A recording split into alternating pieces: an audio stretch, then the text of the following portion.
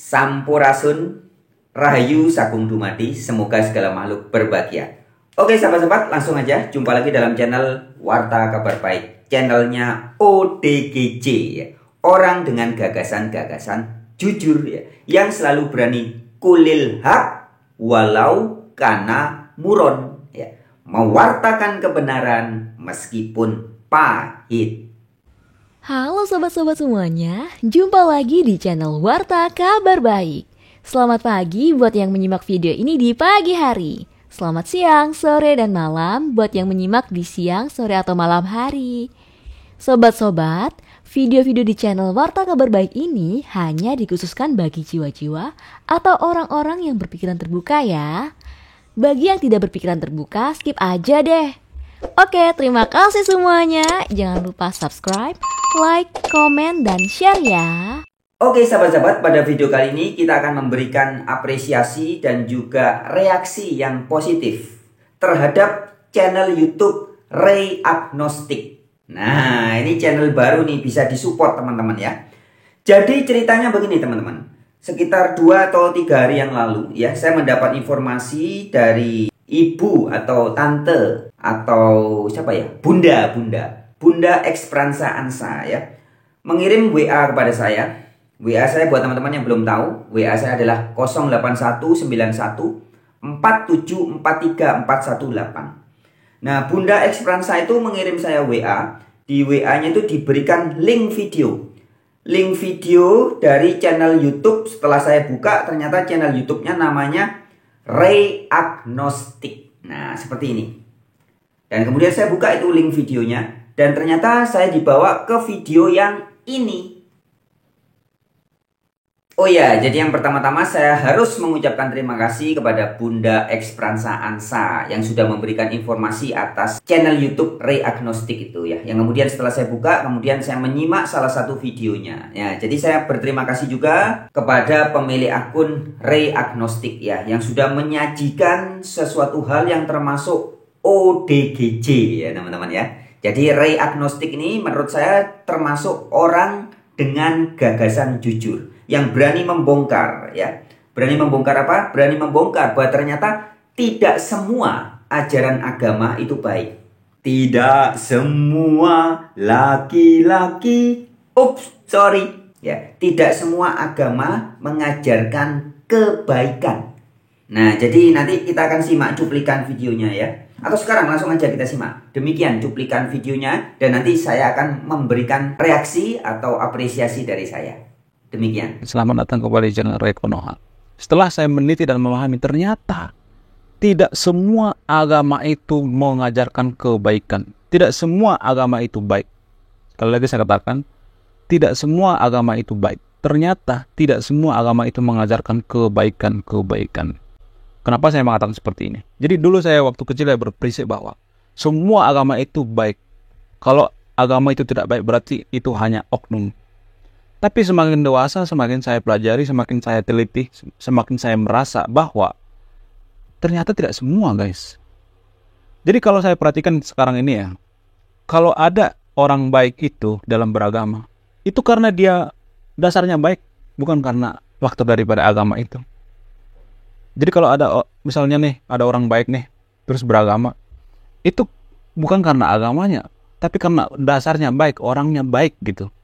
Jadi pengaruh agama terhadap kebaikan itu tidak ada korelasinya gitu. Tidak ada jaminan misalnya orang beragama itu langsung soleh gitu, langsung baik. Gak ada hubungannya, gak berhubungan.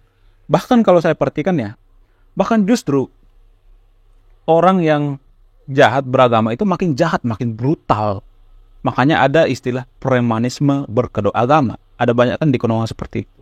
Nah, salah satu bukti misalnya, kenapa saya mengatakan bahwa tidak semua agama itu baik. Menurut data dari BNPT, ada 33 juta orang di Indonesia yang terpapar radikalisme. Nah ya, jadi mungkin sebagian besar dari kita juga pernah mengalami hal yang sama teman-teman. Sebagaimana dialami juga oleh Ray Agnostic gitu ya. Bahwa ketika masih kecil berprasangka, menduga. Sama seperti saya juga begitu. Saya dulu juga berpikir ketika saya masih kecil, saya menduga, berprasangka bahwa semua agama itu mengajarkan kebaikan-kebaikan. Nah, tetapi ternyata setelah mengetahui, oh ternyata tidak. Nah, kira-kira seperti itu. Mungkin ada di antara sahabat-sahabat yang juga memiliki pengalaman yang sama. Silahkan tulis di kolom komentar. Ya. Oke, sekarang kita lanjut. Cuplikan video berikutnya. Bayangkan coba, ada 33 juta orang yang terpapar radikalisme. Itu artinya, what's wrong? Ada yang salah. Apa yang salah? Kalau misalnya yang terpapar radikalisme itu cuma 1-2 orang, ini kan 33 juta orang guys. Bisa satu negara coba. Singapura aja cuma 6 juta kok. Ini 33 juta orang. Berarti ada yang salah. What's wrong? Ini yang harus kita cari gitu. Jadi setelah saya meneliti dan memahami, ini juga berhubungan dengan waktu masa kecil kita. Makanya saya, mohon maaf ya, tapi ini hanya opini saya pribadi ya. Menurut saya pribadi itu, anak kecil itu tidak pantas atau tidak harus diajarkan agama. Lebih baik anak kecil itu diajarkan budi pekerti. Ada beberapa alasan. Ada sekitar 10 alasan. Tapi disclaimer dulu ya. Sebelum saya jelaskan apa itu alasannya, saya akan jelaskan pelan-pelan ya apa alasannya. Kenapa kita tidak boleh mengajarkan anak kecil itu pelajaran agama, pendidikan agama. Ada beberapa alasannya. Jadi sebelum saya jelaskan ya, disclaimer dulu. Bagi sahabat yang nonton video ini yang berpikiran sempit, yang tidak bisa berpikir secara rasional, pemikirannya itu sumbu pendek, ya mohon skip video ini. Karena saya akan ngomongin hal yang sensitif di video ini dan tidak enak didengar. Iya, bagi siapapun Anda yang tidak siap menerima kebenaran-kebenaran yang pahit yang disampaikan oleh kami, para ODGJ, orang dengan gagasan-gagasan jujur. Nah ya, yang tidak siap menerima kenyataan yang pahit, silahkan tinggalkan. Stop sampai di sini, skip aja, jangan lanjut. Tapi bagi Anda yang berani kulil haq walau kana muron, berani mewartakan atau juga mendengar kebenaran yang pahit, oke, silahkan lanjut. Karena fakta yang sebenarnya itu pahit guys. Obat yang sebenarnya itu pahit. Obat itu jangan yang manis kan. Obat itu biasanya pahit guys. Dan itulah obat yang sebenarnya. Oke, alasan yang pertama misalnya. Karena kalau kita mengajarkan anak kecil itu agama ya. Kan di dalam agama itu kan ada kisah-kisah perang gitu. Ada doktrin-doktrin misalnya. Kisah-kisah perang misalnya. Jadi kalau misalnya kita mengajarkan kisah-kisah perang itu kepada anak kecil. Misalnya dia baca kitab suci misalnya. Takutnya nanti dia gedenya itu jadi hobi perang. Jadi nggak boleh. Sebenarnya kan anak kecil kan belum bisa membedakan mana yang nyata, mana yang tidak nyata. Contoh misalnya, Power Ranger itu kan kayak Naruto kayak gini kan. Anak kecil itu kan kalau kita kasih mainan seperti itu, mereka berpikir bahwa itu nyata. Padahal kan nggak nyata kan. Kayak Naruto seperti ini. Kita kasih mainan sama anak kecil. Padahal kan nggak nyata. Nah, itu salah satu contoh ya. Kalau kita contohkan ke agama misalnya. Dalam agama tertentu kan ada kisah-kisah perang misalnya. Di situ ada bunuh-bunuhan gitu. Oh, tumpas kafir misalnya contohnya. Gedenya dia pasti jadi seperti itu. Dia akan membenci kafir gitu. Padahal kafir itu kan teman-temannya misalnya. Padahal kafir itu kan konteksnya itu pas saat perang dalam kitab suci itu kan konteksnya. Nah ini konteksnya. Jadi orang kuno itu kan nggak bisa membedakan mana konteks ya. Itu kisah di kitab suci itu, tumpas kafir itu artinya pas kondisi perang, bukan pas kondisi damai. Namun anak kecil kan nggak bisa memilah-milah itu. Kalau dia baca kitab suci sendirian misalnya, kita ajarkan seperti itu dari kecil, dari orok misalnya. Apa nggak jadi toleh dia waktu gede? Sengaja saya bikin cadel, saya plesetin ya, biar nggak kena banned YouTube. Apa nggak jadi terpapar radikal dia? Pantesan ada 30 juta di Konoha terpapar radikal kan? Karena dari apa? Dari kecil kita itu sudah diajarkan agama seperti itu, ada kisah-kisah seperti itu. Jadi menurut saya pribadi lebih baik anak itu diajarkan budi pekerti, sopan santun gitu. Tidak mengurusi keimanan orang lain gitu. Ya ini nih, sering nih. Saya warga Konoha sangat keliru ya. Jadi warga Konoha itu berpikir bahwa ibadah yang sebenarnya itu adalah ibadah ritual-ritual menggunakan ritual ibadah. Itu kan cuma ritual doang. Ibadah yang sebenarnya itu adalah tidak mengurusi keimanan orang lain. Tidak mengurusi ibadah orang lain. Itu termasuk bagian daripada ibadah. Iya, terkait dengan ibadah, setuju sekali ya dengan apa yang disampaikan oleh Bang Ray Agnostik ya. bahwa ibadah yang sejati itu tidak ngurusi hal-hal di luar diri, ya. Karena ibadah artinya pengabdian. Pengabdian kepada siapa?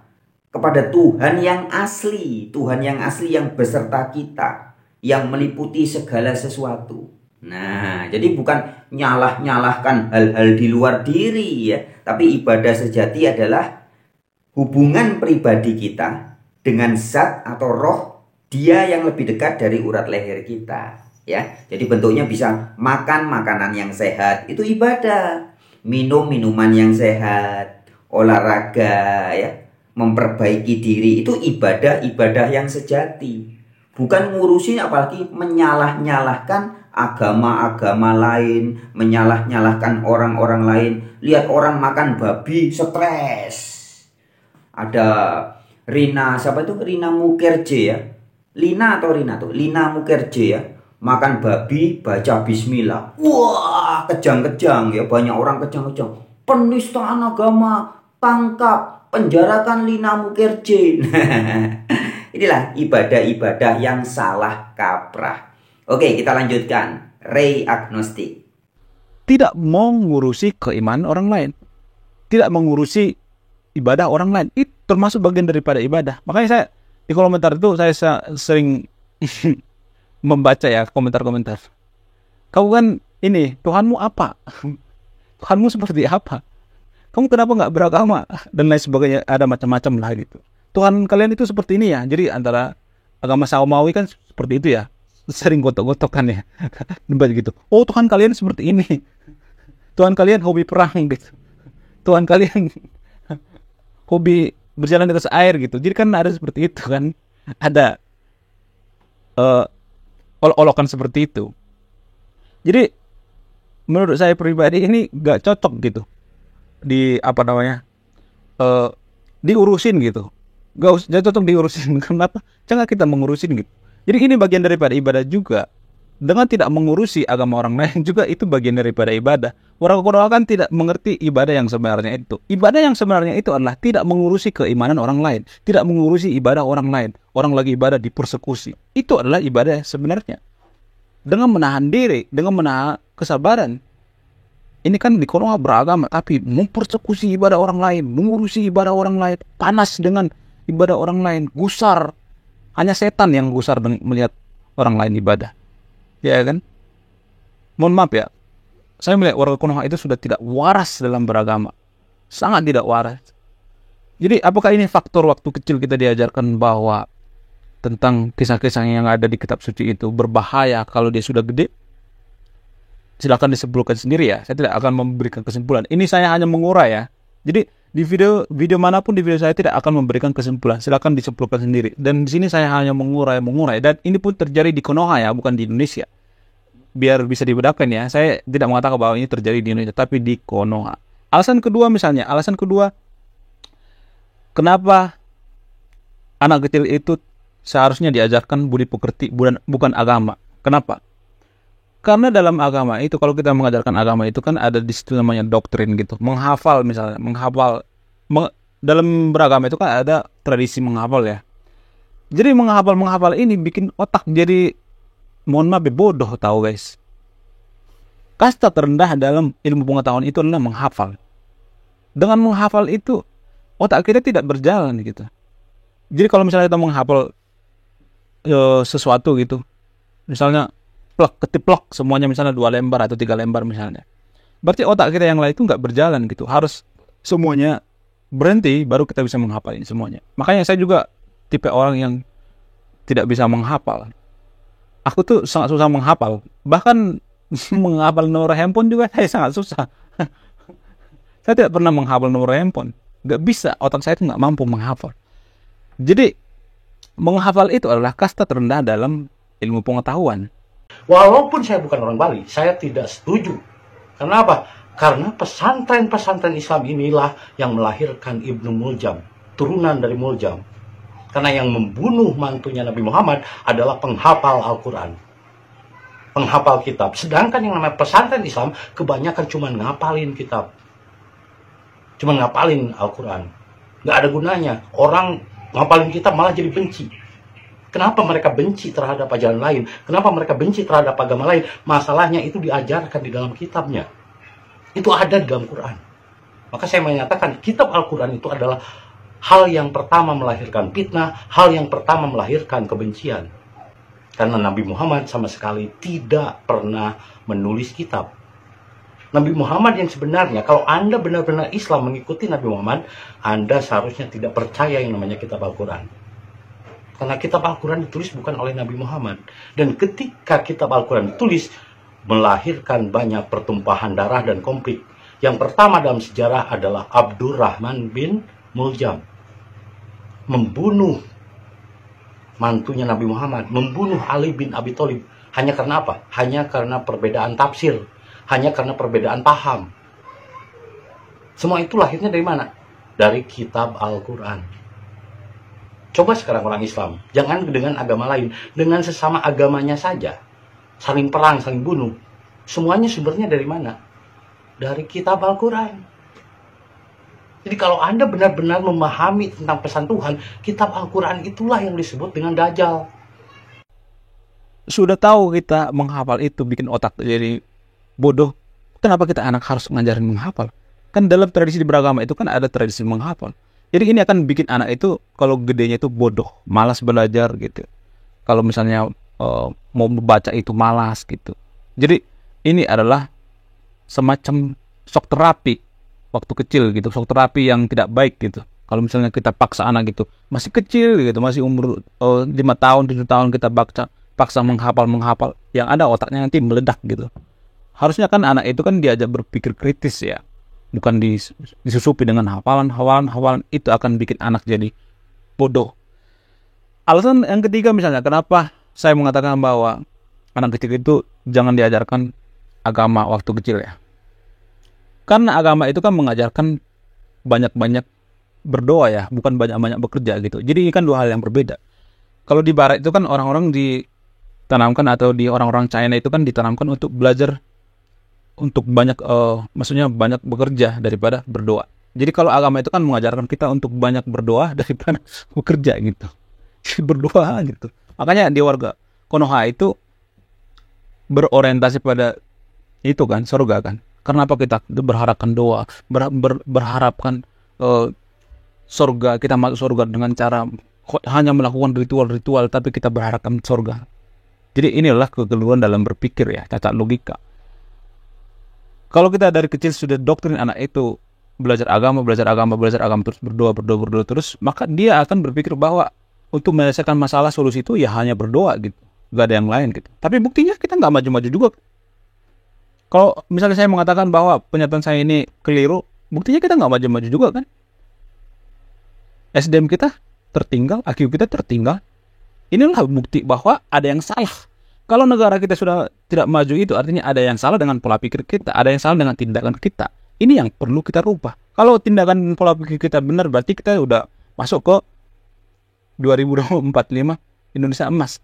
Indonesia emas 2045 itu kan dunianya menjadi negara maju ya. Jadi kalau kita pola pikirnya sudah tepat, sudah benar, nggak usah nunggu 2045. Kita juga sudah negara maju.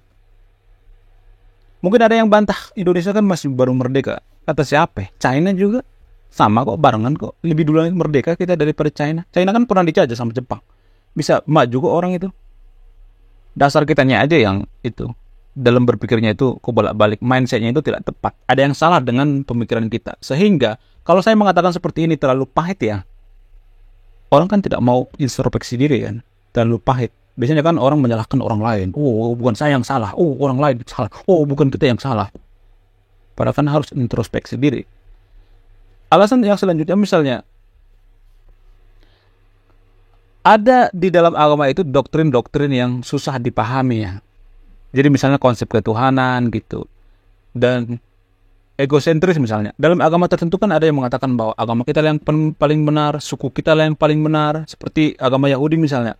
Beranggapan bahwa agama Yahudi itu adalah agama yang paling murni. Dan suku Yahudi adalah suku yang diberkati oleh Tuhan. Nah, kalau misalnya anak kecil menerima ini, dia berpikir bahwa suku kita itu lebih mulia daripada suku lain. Maka dia bisa aja semena-mena dengan suku lain. Jadi kalau ada egosentris dalam agama itu diajarkan kepada anak kecil, maka gedenya juga dia nanti akan seperti itu. Teman-teman ingat videonya Buya Syakur juga ngomong ya, dari kecil tuh saya di pesantren dicekokin kitab kuning, dibilang kalau ketemu orang agama lain harus buang muka. Nah, sekarang, orang agama lain memberi salam harus diludahi. Nah, dari kecil sudah jadi kebencian. Iya, sekarang ada Rai yang dilatih otot. Kan gede ototnya. Iya. Nah, orang yang beragama Islam yang dilatih ego, merasa Islam agama yang paling benar. Gimana nggak gede egonya? Yang dilatih otot, yang besar ototnya. Yang dilatih dari ego, kecil dilatih ego, itu salah, kamu paling benar. Itu iya. Nah, sedangkan di pesantren itu yang dilatih ego, yang dilatih merasa dirinya paling benar, merasa agamanya paling benar. Nah, ini bahaya untuk mental anak-anak di bawah umur masih kecil. Itulah bahayanya kalau kita mengajarkan agama waktu kecil. Makanya saya mengatakan lebih baik kita mengajarkan budi pekerti, attitude kepada anak itu. Jangan buang sampah sembarangan gitu. Kebersihan, sopan santun kepada orang tua. Itu lebih baik daripada kita mengajarkan agama. Karena dalam agama itu kan lebih banyak gerbong-gerbong di situ. Ada budaya, ada politik di situ, ada kepentingan di situ, ada kisah-kisah di situ yang kita tidak tahu asalnya dari mana, sumbernya dari mana. Nah, ini harus dikritisi, ini harus dipelajari gitu. Alasan selanjutnya kenapa anak kecil itu sebaiknya tidak diajarkan pelajaran agama waktu kecil ya? Karena agama itu bikin otak kita itu terdoktrin, bukan tercerahkan atau berpikir kritis gitu. Kan dalam agama itu kan kita harus mengimani ya. Contoh misalnya, contoh yang paling kecil. Ada anak kecil misalnya belajar 6 tahun atau 7 tahun belajar.